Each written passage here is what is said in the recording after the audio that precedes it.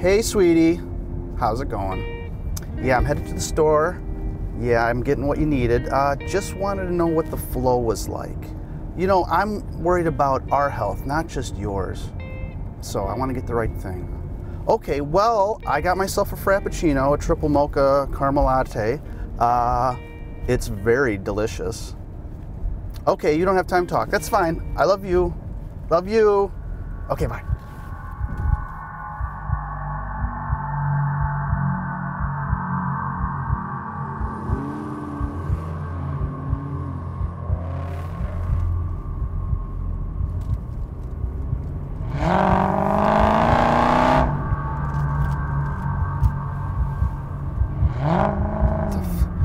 What's the matter with this guy? Does he not like my Hillary bumper sticker?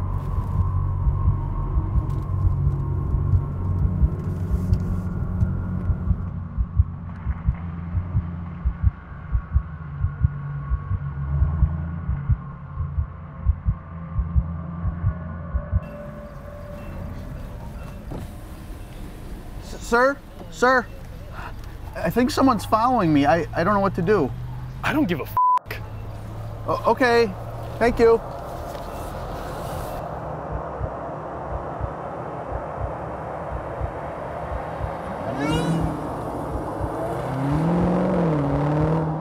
This looks pretty good. This is well lit.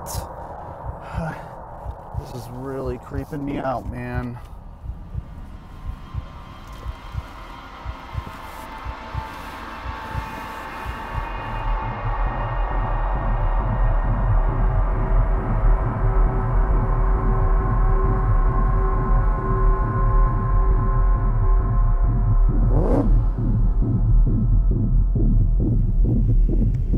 What's going on, man? Do you want to discuss something? Because I'm getting real ticked off.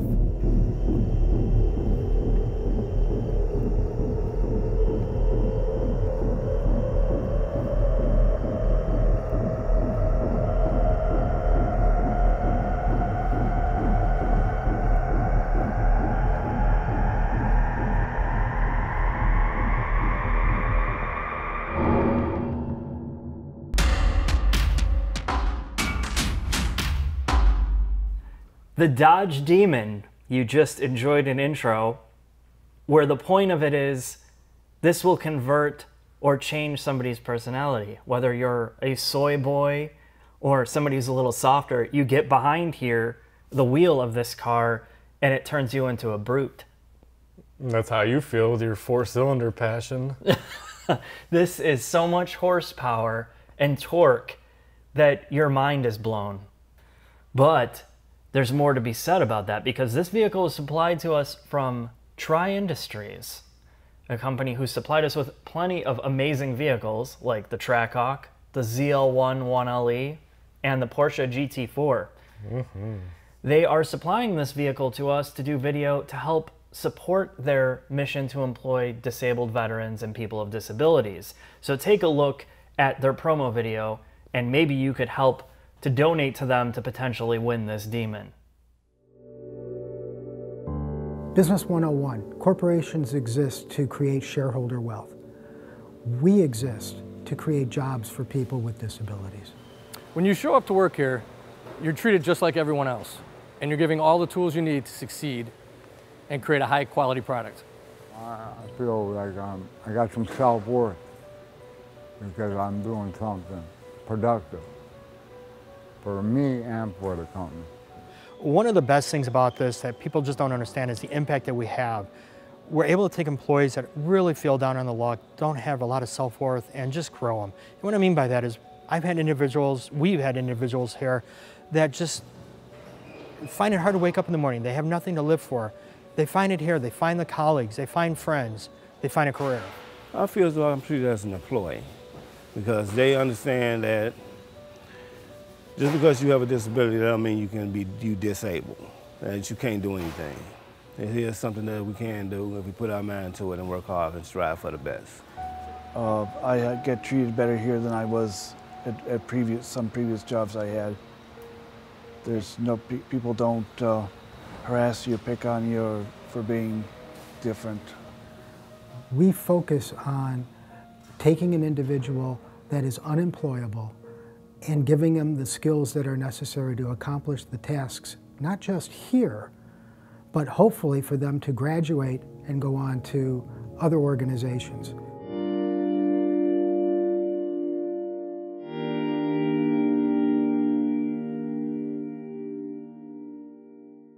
Would you want to win this? Hell yeah.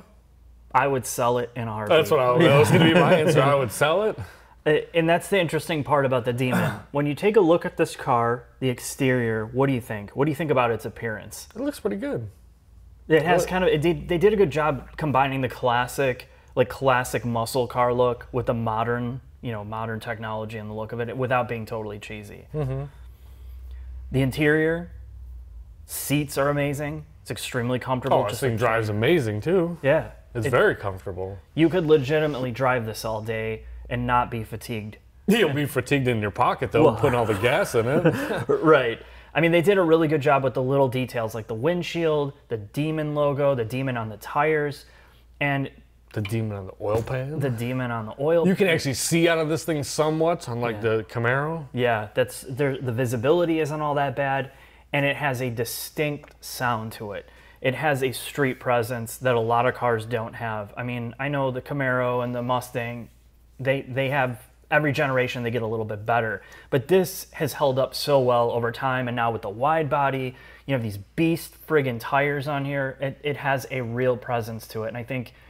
That still kills me. The zero tread wear? Double zero. So all the Demon-specific parts on here, you cannot buy them from the dealership. You cannot go and buy a Demon-specific tire without showing proof of purchase. But can you buy this tire from Nitto without the Demon on it? No. Can you get the same tire? You can't. You have to get it through. It's a specific compound. It's specific just for this car. And all the Demon-specific parts cannot be bought for your other Charger or Challenger, which is how they're going to keep this exclusive. So I was on a call with some SRT people, and surprisingly with this car, one of the biggest things that they've done is electronic programming of so many systems. You now have electronic power steering. When we first looked at the Hellcat, it had hydraulic power steering, and that was one of the first questions I asked them is, why did you go to an EPS unit? Was it to save weight? Was it to save cost, packaging? And they said that the EPS unit actually weighs more than the hydraulic system. And the hydraulic system would have had to be upgraded to make use of these tires. And that's why they switched over to EPS. And the EPS system allows for hundreds of calibration parameters like road crown adjustment. It has more power. They can tweak things for different drive modes, things in the background that people don't notice. Where with hydraulic, you basically have 5 calibrations. You can't do much with it.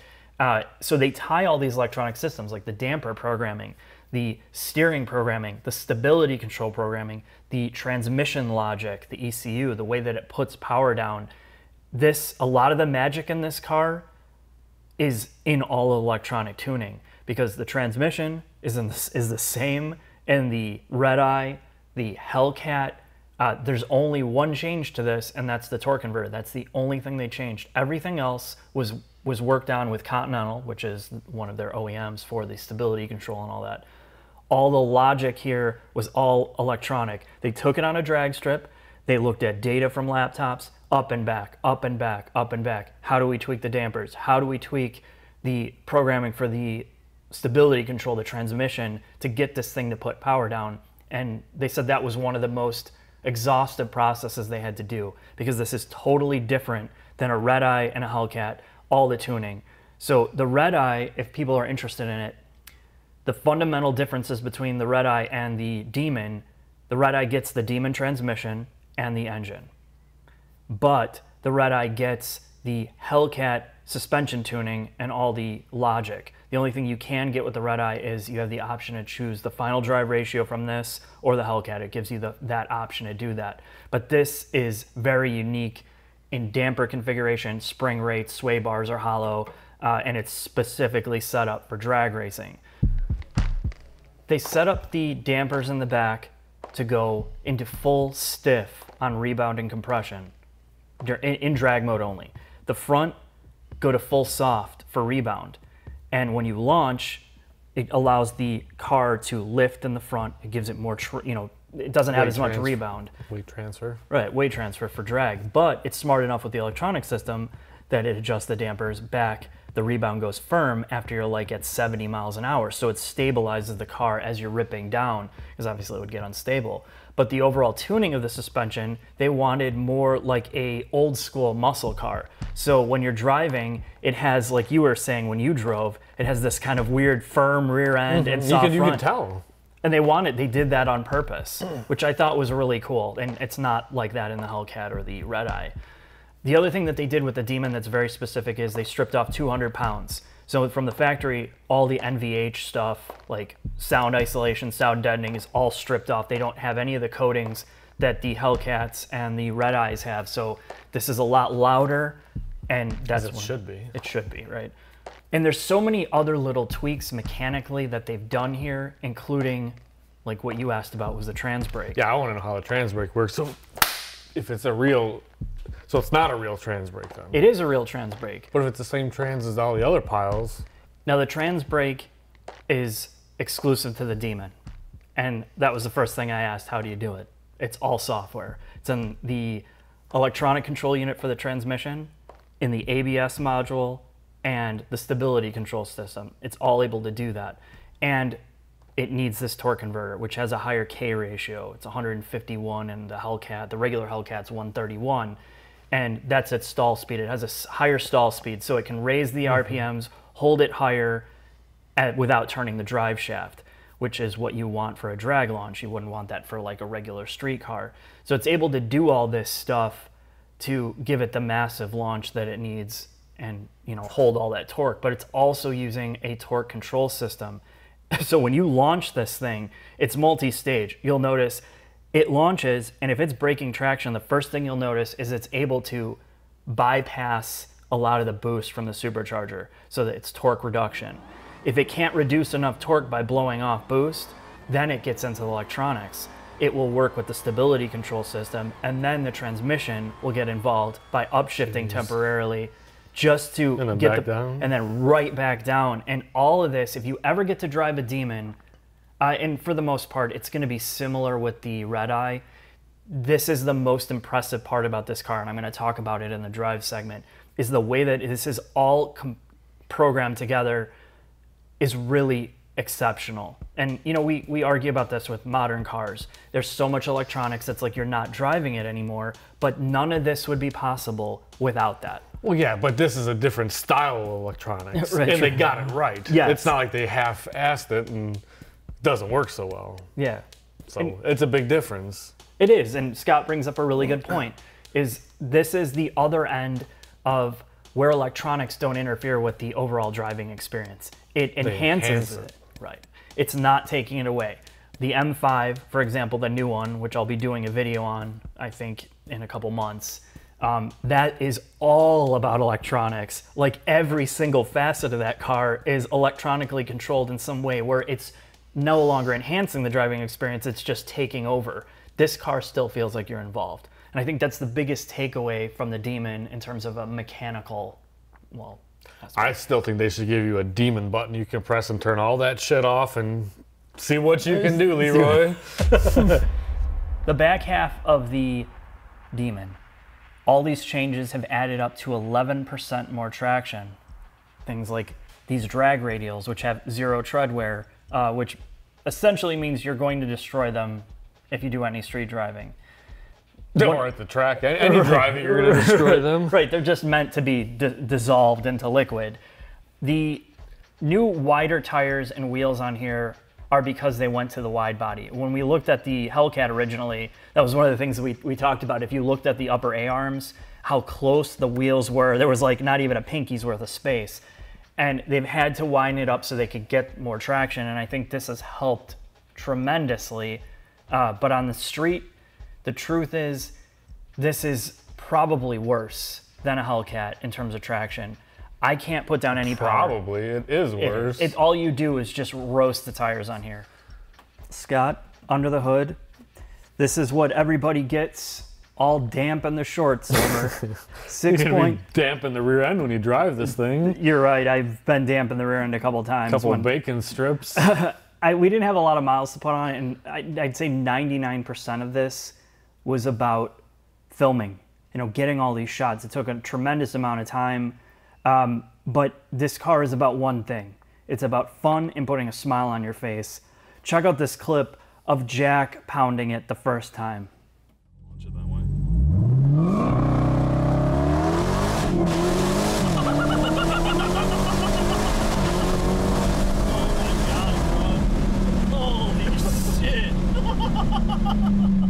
Oh my God. And really, that's what it is. That's the general reaction. That's what you should be doing with this, is having fun. Now, you can talk about the supercharger, how much power and, you know, how much power it makes, the output. It has a cooler that uses the air conditioning system to redirect the cooling into the supercharger for your back-to-back drag runs, and then you sweat your ass off in the car. Well, you sweat your ass off in your car when you're road racing too, so what the hell is the difference? At least there you're only in the car for 30 seconds total. Yes. The cooling system works well. This is something that was designed to be pounded on, much like they did with the electronic tuning of it. The cooling system was also seriously looked at. The last thing to talk about before we get this on the road is the weight. As you can see, we put this on the scales, and I was completely shocked at the fact that it has almost a 50-50 cross balance. Now, it's obviously heavily skewed towards frontal weight here. It's almost 60-40, but the cross balance is, you don't have to do anything. It's already set up. It's a really well-designed car. I'd be curious how much this air filter is. Because the problem, well, who knows? It's got a demon on it, I know, that's what I'm saying. I mean, even that has got a demon on it. It's a demon-specific part. Like the glass, like I said, you have to show proof of purchase or that you have a title that you own the car before you can get replacement parts. So, can you get this windshield from a Hellcat? Will it fit this car? Or is it wider? Or is it only wider here? No, it's just the fenders are wider. The car itself, the frame is the same. So that'd be a motherfucker. Get a rock chip and all. That glass ain't around no more. It's 10 grand. Well, that's what I'm saying. I think there's a real concern about how long they're going to stockpile parts for this. So in a way, you really have to plan on probably just stuffing it in a garage. And if you can get spare parts for it, do it now and stockpile them. Anyway, let's take this thing for a drive. We've done enough.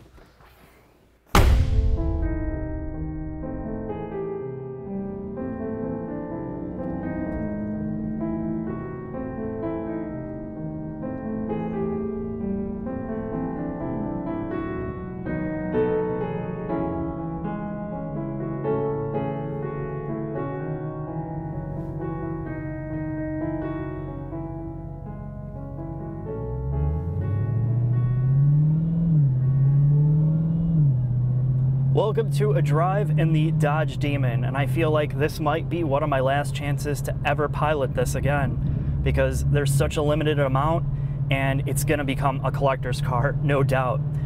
One of the things about it is you're going to notice it's just like every other Challenger and Charger. It's got the same interior, some different seats, some, you know, little different tricks like the Demon logos on the seats.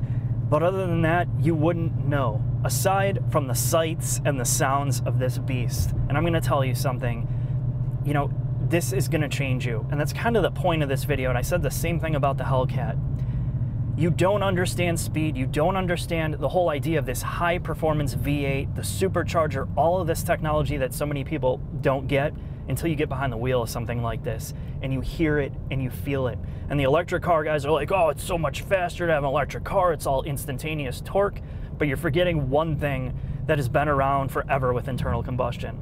That is the sound, the vibration, and the overall feel. You cannot get that in an electric car. And I don't care how fast you make them, this is something that is extremely special, and you can't appreciate it until you get behind the wheel of something like this to get it.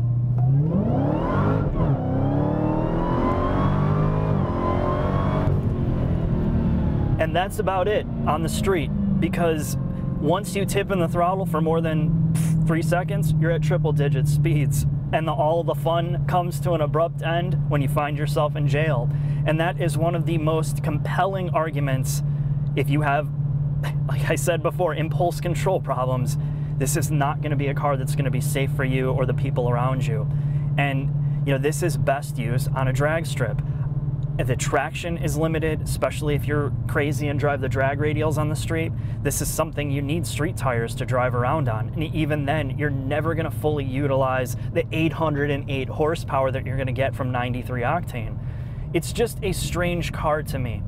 It is definitely a collectible, or for somebody that really wants to truly utilize this on a drag strip.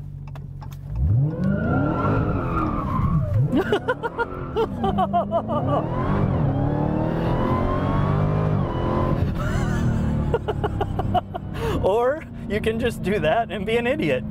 You just have to be prepared for the consequences of that type of action and the running costs to replace tires. In terms of the suspension, like the SRT guy said, it's different from the regular Hellcat and the Hellcat wide body. It's firmer up front in different suspension modes, softer in the rear, but for the most part in regular driving, in street mode, it feels like what you would expect from a Challenger. The traction control can only do so much before you start fishtailing, and I think that's the biggest downer of the Demon. Even when you put on a regular set of street tires with all the stability, all the traction control, all the electronics, you just can't fully utilize this on the street like you would want to.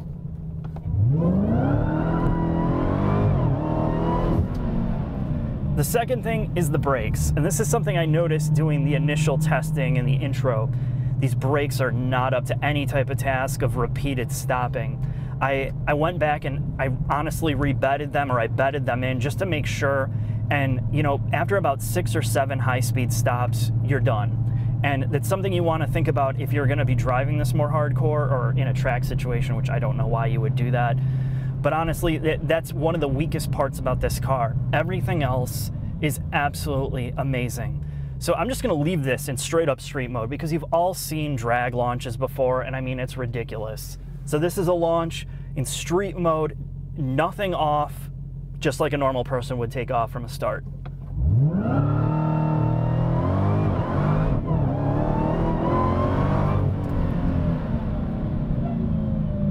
Ridiculous.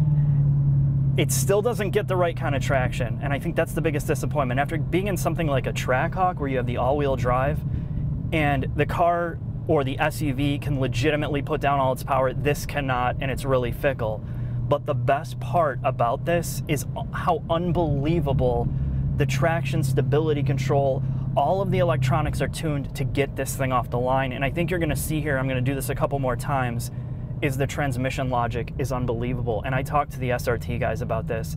I wanted to know how long it took them to program this, because once you break traction, it does all it can with electronics, you know, dumping the boost through the bypass to cut the torque, and then it upshifts. But as soon as it upshifts, gets traction back, it's back down, downshifting again to give you back on the power. And I've never been in a car that does it quite as well as this, or as fast as this does. And let's see if we can get it to do that here.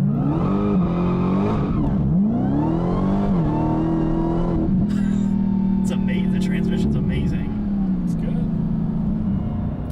It's so smart that, I don't know, I love it because of that. I love the background information that you're getting from it. Once you get over the fact this thing is balls to the wall and that it is so fast and it sounds so amazing, you have to appreciate the technology that's behind it. And, you know, people ask, well, why not a manual transmission? You know, this is all electronically controlled, and it is. And there's no way that you could legitimately put down this power without all those electronic assistance. You would just absolutely annihilate the tires every single time you took off. And I think that's the beauty of it. They've attacked this in so many different ways, from wheel speed sensors, from boost control to torque control to the programming of all the G sensors. It's just unbelievable what they were able to achieve, and I think that's the best thing I can say about SRT is they may not have the newest chassis, they may not have exotic materials or a huge amount of prestige, but like the SRT guys said, they know who their target market is, and they do absolutely the most they possibly can with the resources that they have available.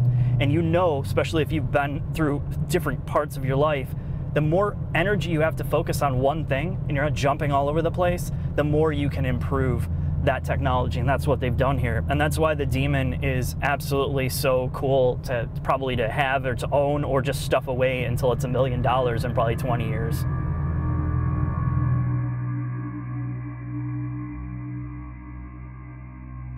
Final thoughts on the Dodge Demon. Now, I've been lucky enough to have my greasy little hands all over the latest SRT products. And when I found out Tri-Industries was gonna have a Demon, I was super excited.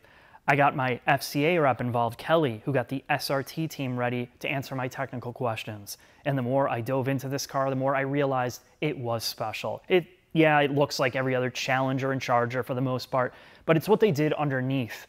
They had to learn a lot about making a drag car. It's something they hadn't done before, from the suspension tweaks, to electronic programming of the dampers, of the stability and traction control systems, the trans control, and of course all the cooling and drag racing specific things they did with the engine.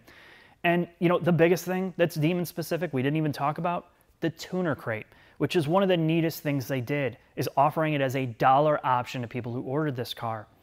And Tri-Industries got this, so basically the way it works is it took 8 months to get the car. And then you have to wait to get the car before you can get the tuner crate, which took another 3 months. And it's just crazy, but when you open it up, the guys there, they were so excited. It was like Christmas for them. The attention to detail, from the branding to the jack, the straps, the skinny wheels, of course you have to buy tires for them, and all the individual boxes in there are so cool. And then the big brains of it, honestly, what separates it from the other vehicle, pretty much any vehicle, is they include a race ECU that you have to take it to a dealership to install. It's tied to the VIN number, and they replace the center stack, physical buttons there so you can enable that race gas function. You put 100 octane unleaded in here, and it becomes a legitimate track car, a race car for the drag strip. And I don't know, I don't think we're gonna see that too often, and that's why you would buy this. For the drag strip. You want it used or win it, please take it there and enjoy it. If not, stuff this in a garage with a tuner crate and don't touch it, and just wait for it to be a true collectible one day, because it is very rare in that regard. But here's the thing, the negatives. This is not much of a street car. Yes, it has that muscle car feel, but so much of its performance is just a total disaster. I mean, you can't use it.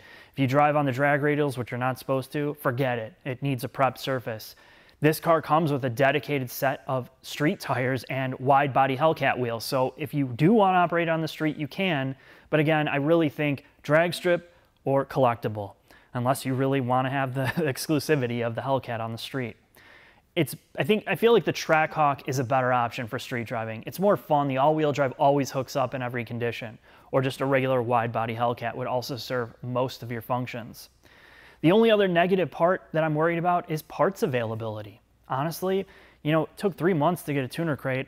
If you fry your ECU 10 years down the road, good luck getting parts. Good luck getting Demon-specific parts in general. So if you're somebody that's using this, maybe work with the dealership and see if you can stockpile some spare parts, and you have to be an owner to do that, of course.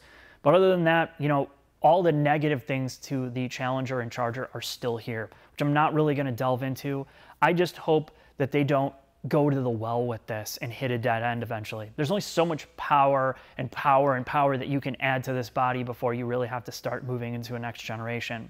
So I wish them the best, and everybody else, namely the Patreons that make all of this happen. So thanks. I hope you enjoyed the video. Hope you enjoyed watching it. And if you decide to donate to win this, good luck to you. Take care.